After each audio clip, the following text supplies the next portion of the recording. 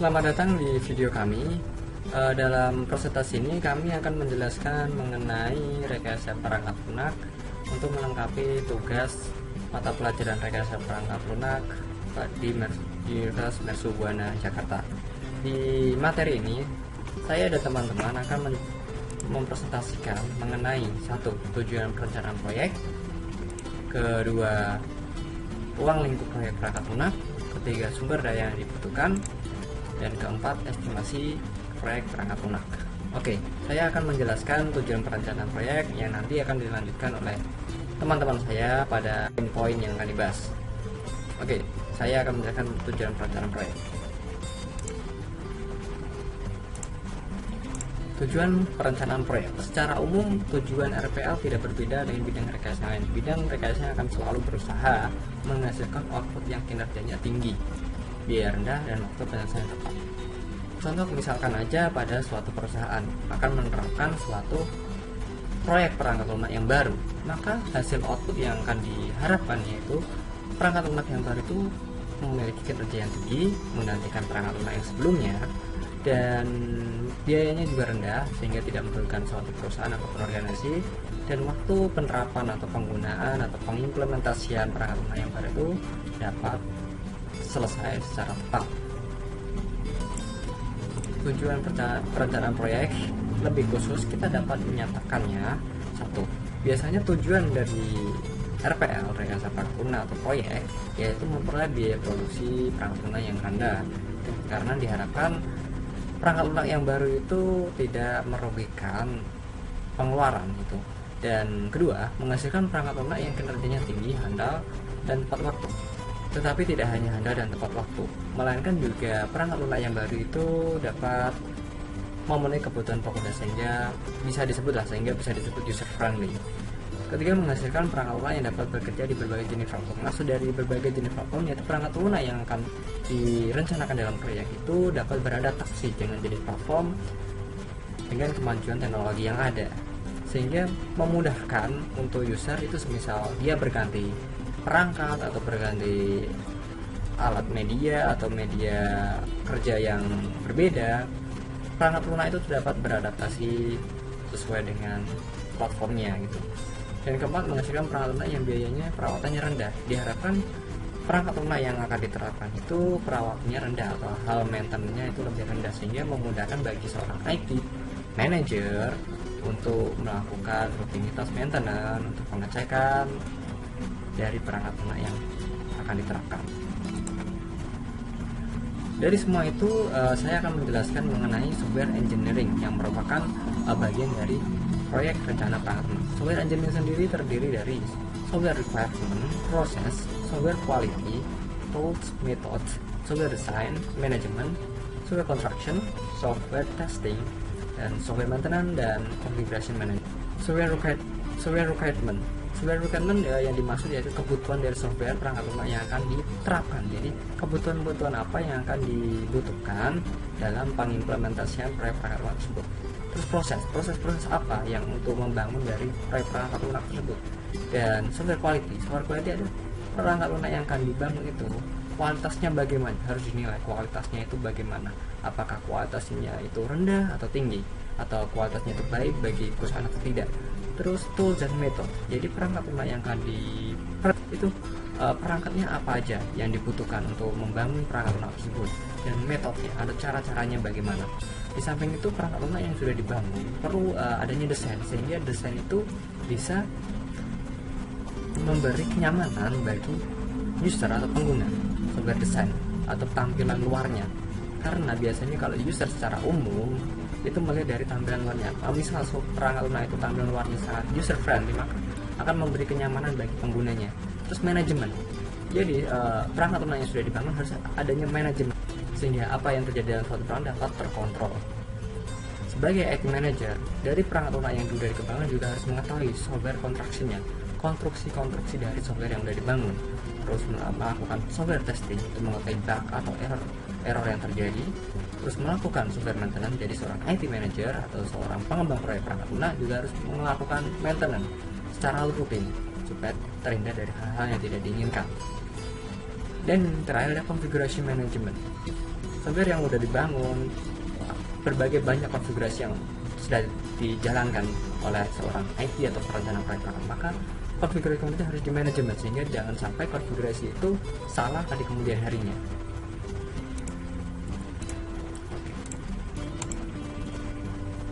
Tujuan perencanaan proyek perangkat lunak dari berbagai sudut pandang kurang lebih memiliki tujuan sebagai berikut.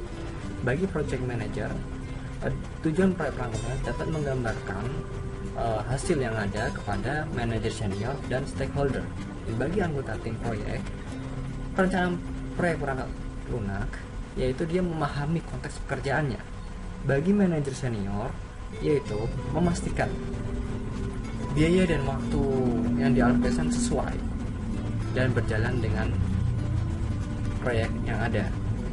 Bagi stakeholder, memastikan apakah proyek yang dijalankan masih berada pada jalurnya, dan juga untuk memastikan kebutuhan mereka masih diakomodir oleh proyek. Selanjutnya, perencanaan perangkat lunak membahas berbagai tindakan atau pekerjaan yang perlu dilakukan oleh semua yang terlibat di dalam proyek, termasuk dokumen. Jadi proyek perangkat lunak itu akan menghasilkan suatu dokumen atau dokumen-dokumen yang perlu dibuat atau dipersiapkan, seperti contoh ini, yaitu vision and scope, statement of work, resource list, work breakdown structure, dan project schedule, jadwal project yang akan dilakukan, dan risk plan yang terakhir. Oke, sekian mengenai tujuan proyek perangkat lunak dari saya untuk presentasi kali ini. Pada poin selanjutnya teman saya akan menjelaskan.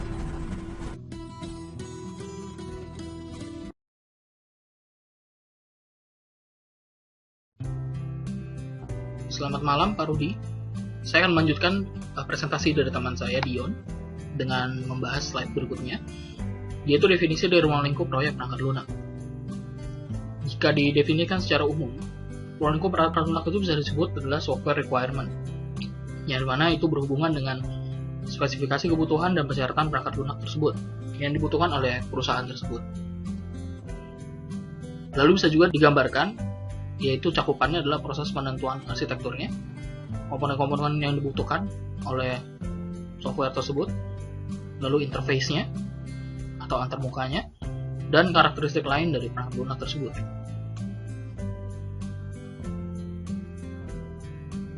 Selain itu, ruang lingkup perangkat lunak itu juga berhubungan dengan detail pengembangan perangkat lunak, termasuk algoritmanya, pengkodaannya, pengujian, dan pencarian kesalahan. Pencarian kesalahan ini disebut juga software testing, yaitu yang meliputi pengujian pada keseluruhan perilaku perangkat lunak. Selain itu juga ada software maintenance, yaitu mencakup upaya-upaya perawatan ketika perangkat lunak tersebut telah dioperasikan oleh user. Lalu ada juga software configuration management, yaitu yang berhubungan dengan usaha perubahan konfigurasi perangkat lunak untuk memenuhi kebutuhan tertentu yang dibutuhkan tentu oleh perusahaan tersebut yang membuat perangkat lunak itu. Lalu ada juga yang disebut dengan software engineering management, yaitu yang berkaitan dengan pengelolaan dan pengukuran rekayasa perangkat lunak, termasuk perencanaan di dalamnya, yaitu perencanaan untuk proyek perangkat lunak tersebut. Lalu ada juga tools dan methods yang dibutuhkan untuk membuat software tersebut, yaitu hal ini mencakup kajian teoritis tentang alat bantu dan metode perangkat lunak.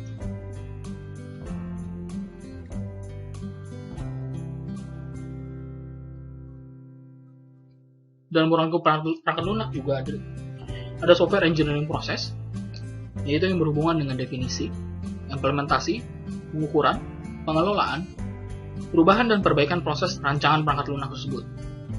Lalu, kualitas dari software tersebut sendiri menitik beratkan pada kualitas dan life cycle dari perangkat lunak itu.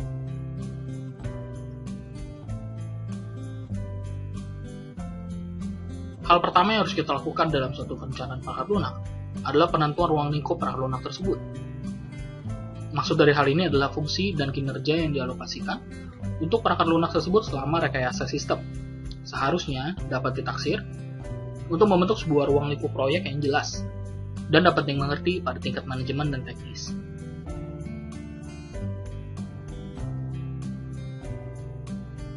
ruang lingkup perangkat lunak juga menggambarkan fungsi, kinerja, batasan, interface, dan reliabilitas dari perangkat lunak tersebut.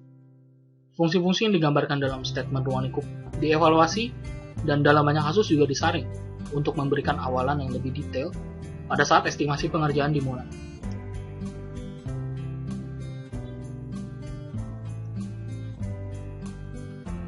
Lalu teknik yang banyak dipakai secara umum untuk menjembatani jurang komunikasi antara pelanggan dan pengembang, serta untuk memulai proses komunikasi adalah dengan melakukan pertemuan atau wawancara berdaulat terlebih dahulu, yaitu bertemu secara langsung antara developer dan juga user yang akan menggunakan. Jadi kita akan bisa tahu requirement apa yang dibutuhkan oleh user dalam perangkat lunak yang akan kita buat sebagai developer. Komunikasi dengan user sangat penting untuk menentukan hal tersebut.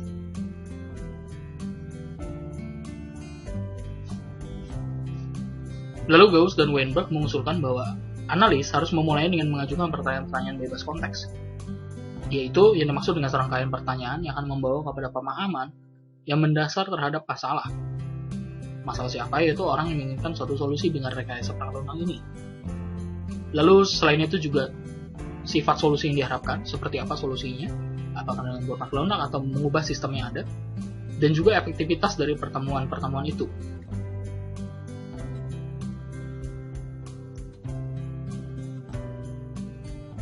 Lalu rekayasa perangkat lunak sendiri seperti yang sudah kita ketahui sebelumnya, yang sudah dibahas juga dalam pertemuan-pertemuan sebelumnya, yaitu melakukan pengubahan dari perangkat lunak yang sudah ada atau software yang sudah ada dengan mengubah, mengembangkan, membangun kembali, serta memelihara dengan prinsip rekayasa untuk menghasilkan suatu perangkat lunak baru agar perangkat lunak tersebut bisa bekerja dengan lebih efektif dan efisien bagi seluruh user dan juga teknologi yang sudah digunakan oleh satu perusahaan atau satu organisasi tersebut.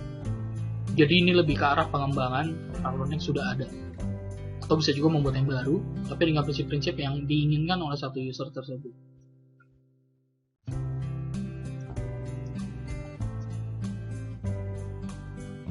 Lalu syarat-syarat yang menyertai rekayasa perangkat lunak adalah, yang pertama, perangkat lunak tersebut harus menghasilkan suatu perangkat lunak baru yang bisa mengikuti dan juga bisa memenuhi kebutuhan user di seluruh dunia, yaitu orang-orang yang menggunakan software ini.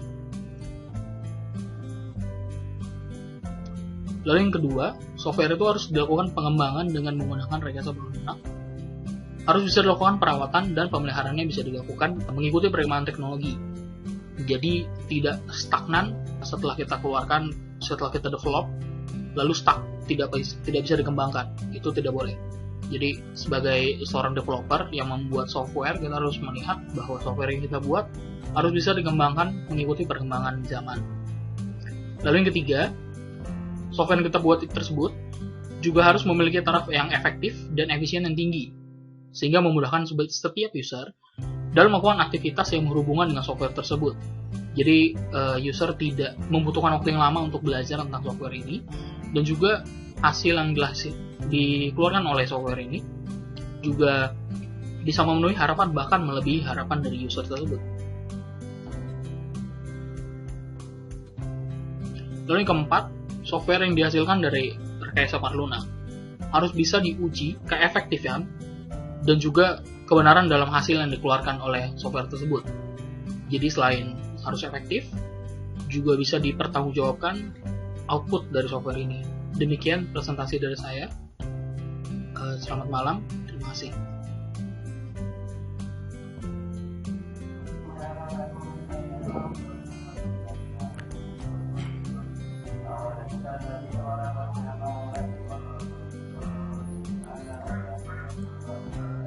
Selamat malam, nama saya Tulus Saputro. Kali ini saya akan melanjutkan presentasi dari teman saya. Saya akan membahas tentang sumber daya yang dibutuhkan dalam suatu proyek.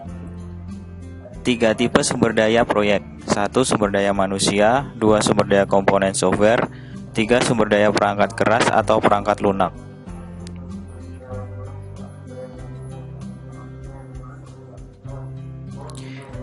Sumber daya dikategorikan menjadi 3 buah, yaitu 1. Sumber daya manusia, 2. Sumber daya komponen software, 3. Sumber daya perangkat keras atau perangkat lunak. 4 kategori sumber daya. 1. Off-the-shelf component. Software yang ada dapat diambil atau diperoleh dari pihak ketiga dan sudah dibangun internal. 2. Full experience component. Spesifikasi, desain, kode, atau data test yang sudah ada yang dikembangkan pada proyek yang lalu yang serupa dengan software yang akan dibangun pada proyek saat ini. 3. Partial experience component. Spesifikasi yang ada, kode, desain, dan data uji perlu dimodifikasi. 4. New components. Software yang harus dibangun dari awal oleh tim software untuk kebutuhan proyek sekarang.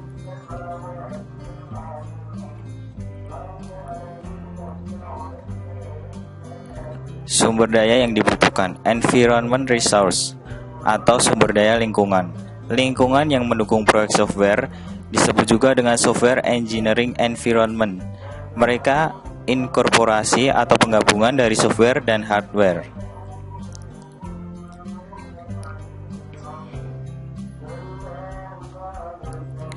Software project estimation.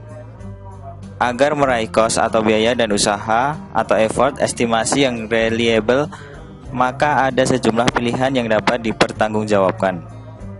Menunda estimasi, menggunakan estimasi pada proyek yang mirip. Menggunakan teknik dekomposisi, menggunakan satu atau lebih model empiris bagi estimasi biaya atau usaha.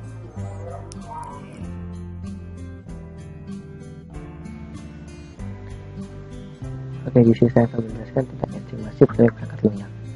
Estimasi biaya dan usaha perangkat lunak tidak akan pernah menjadi pasti. Estimasi itu adalah perkiraan.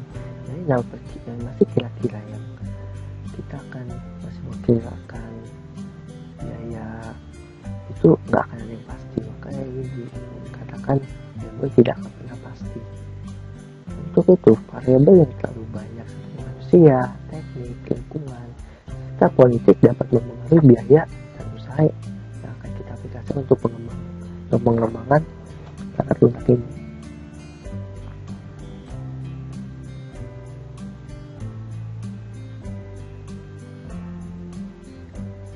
Ada sejumlah pilihan untuk mencapai estimasi biaya dan usaha yang dapat dipertanggungjawabkan. 1. Menunda estimasi sampai akhir proyek. 2.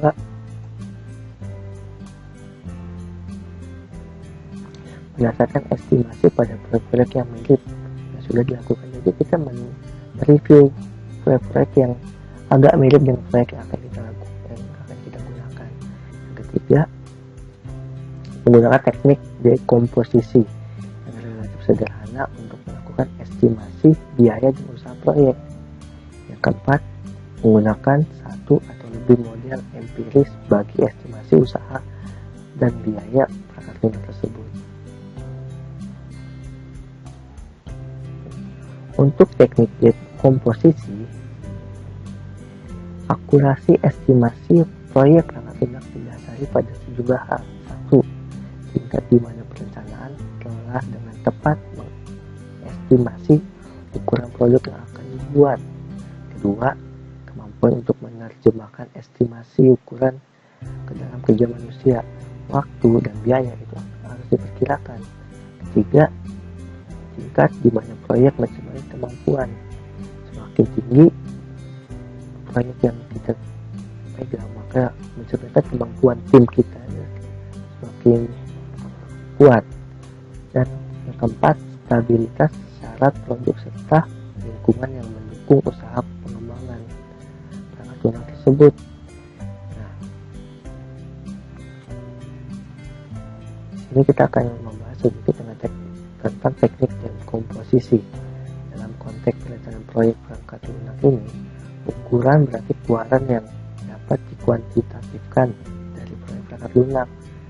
Bila dilakukan pendekatan secara langsung, ukuran dapat diukur dalam LOC.